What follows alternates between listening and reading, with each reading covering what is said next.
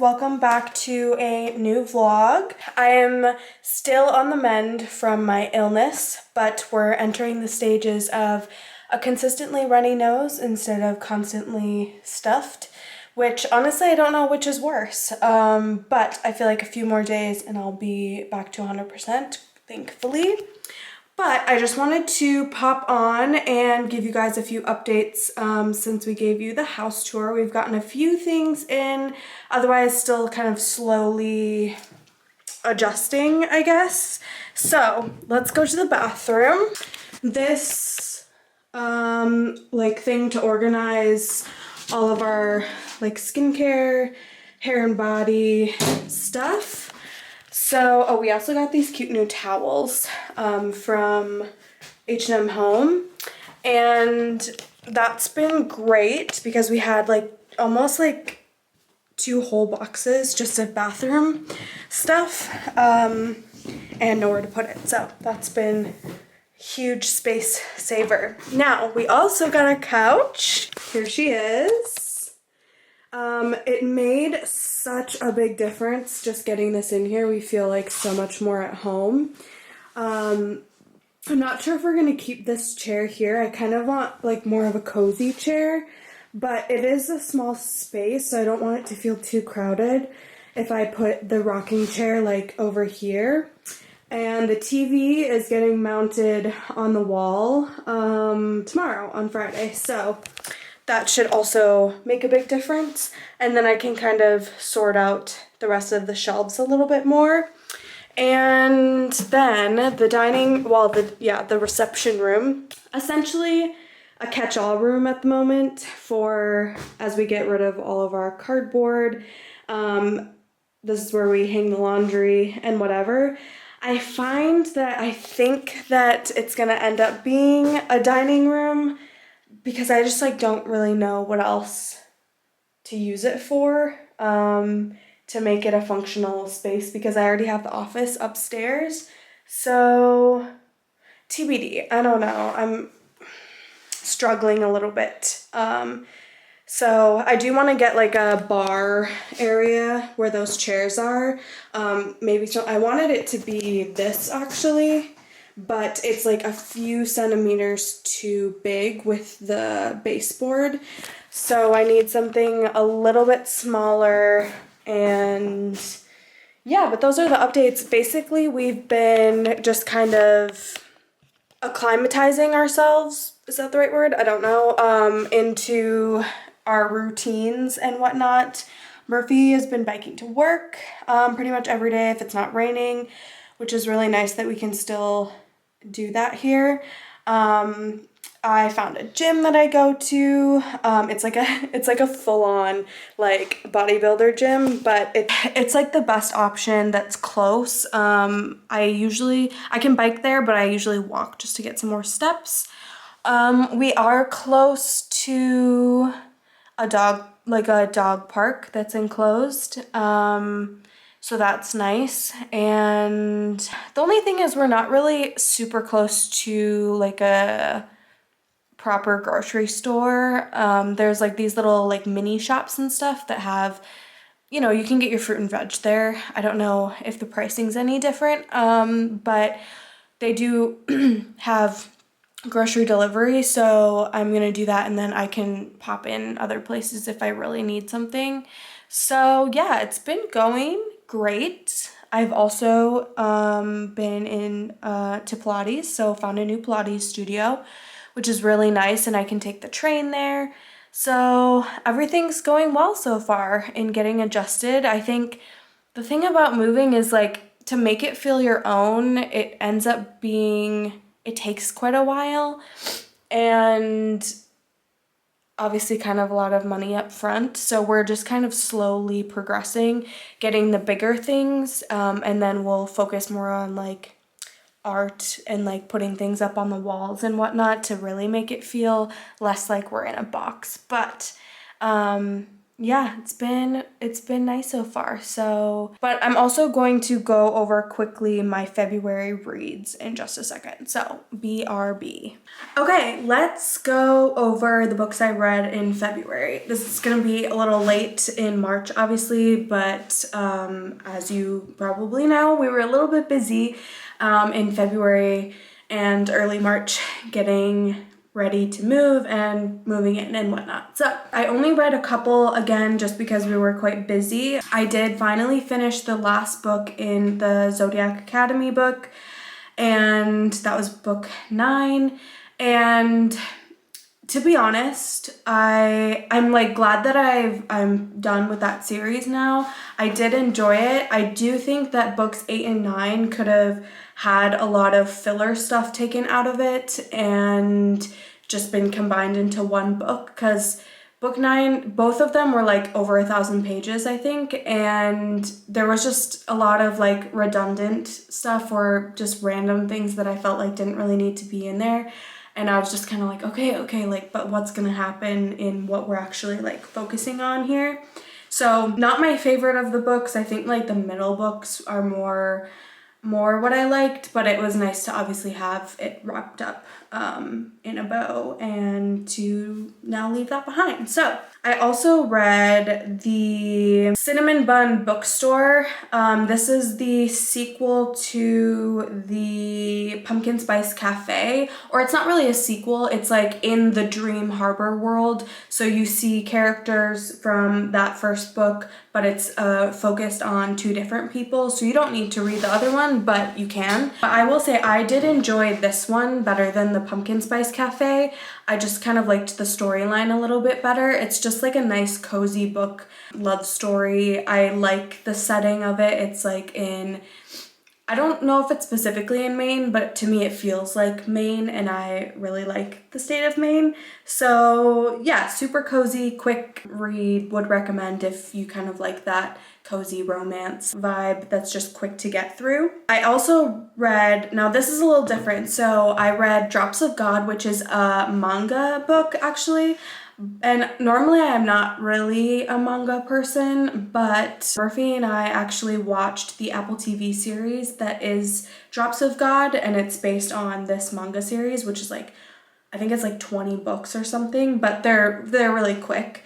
And so I was curious and wanted to read the manga. And so I finished the first one and I'm nearly done with the second one now. It's quite good and it's different from the show. The characters are a little bit different, and you obviously get more out of the story because it's the book.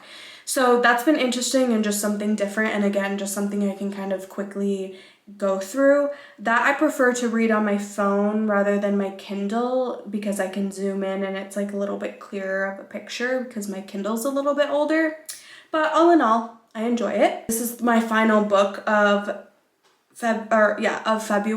I read Animal Farm, which I feel like a lot of people read in high school, and I can't remember if I have. I know I've read 1984 by George Orwell, but I can't remember if I did Animal Farm in high school or not. But I wanted to read it because I've heard that there's a lot of like parallels in regards to what's currently happening in the United States, and I can attest that there are a lot of very interesting parallels, and his writing is always interesting because of the way he comes up with his stories to reflect real things in the world. So that's also just a super quick read. I think it's like less than 200 pages maybe, but I really enjoyed it. I wasn't sure if I would, and it's always interesting to me rereading any books that were given to you in high school to read, because I feel like in high school it's like, oh, I hate being told what to read, and you don't want to read it, or you're not getting out of it what you get out of it now as an adult maybe. So I'm really glad I read that.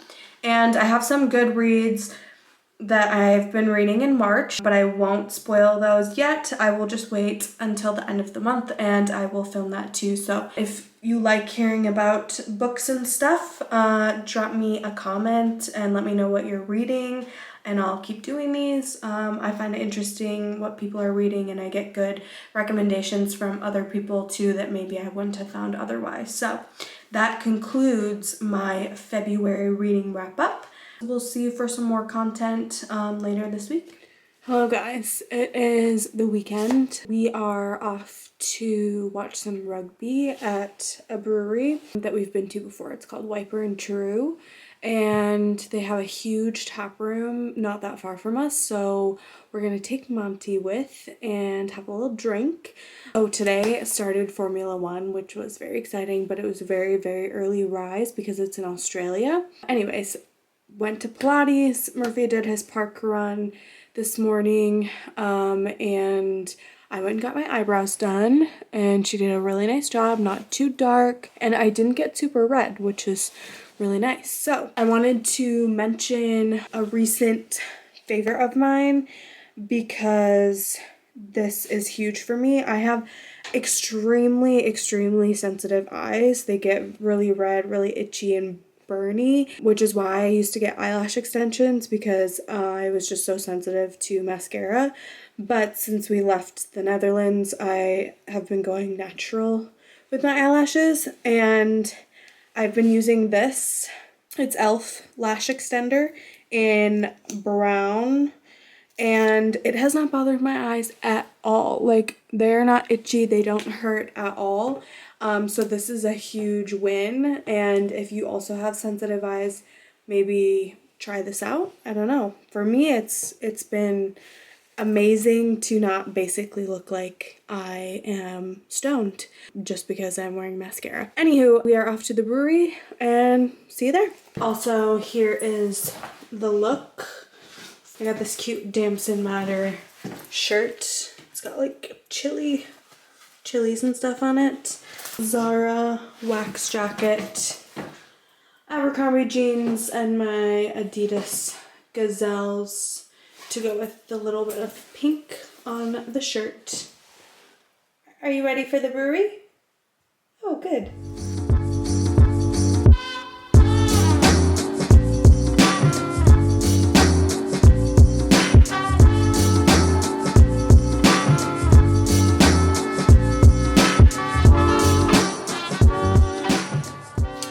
Hello again. We are making some exciting food tonight.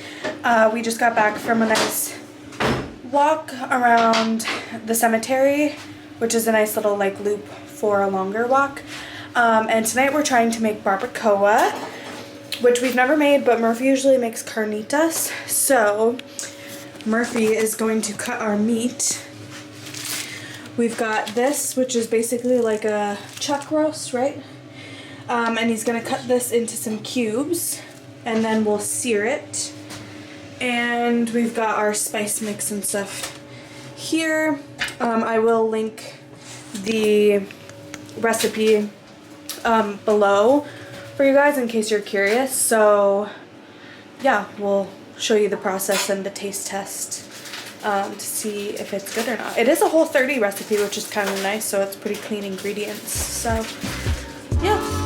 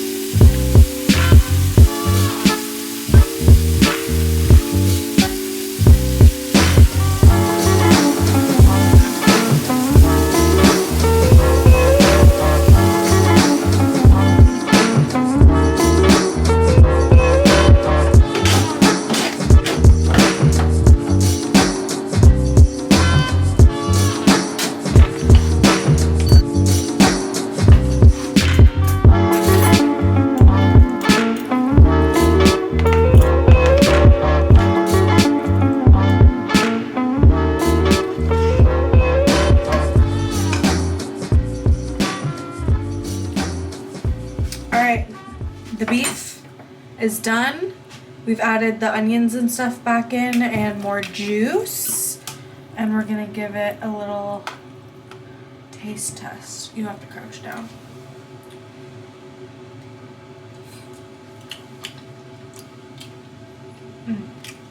That's good. It's like a good blend of flavors. I would maybe add like a little more salt, but and it was, we did do like a little bit less meat than the recipe recommended because I otherwise would have had to buy 2 pieces of this meat and that would have just been like kind of a lot, but maybe next time. Yeah. Now we assemble the tacos. Alright, what are we doing with the tortillas? I get them a little bit wet and I put them over the gas burner a little bit to make the corn tortillas a little more malleable so they don't like fall apart. And a nice char. Yes. Alright, we're going with simple toppings to really let the flavor of the barbacoa be the star of the show. So, good, healthy portion of beef. Then, white onions, cilantro. Fortunately, I don't have the gene that makes it taste like, what is it, soap, people think? Yeah. Then we do lime on top. I'll use one more. And I'll start like this, but I also have a hot sauce that I will try. This is new. Green Viper Sriracha. So, there you have it. Let's see it.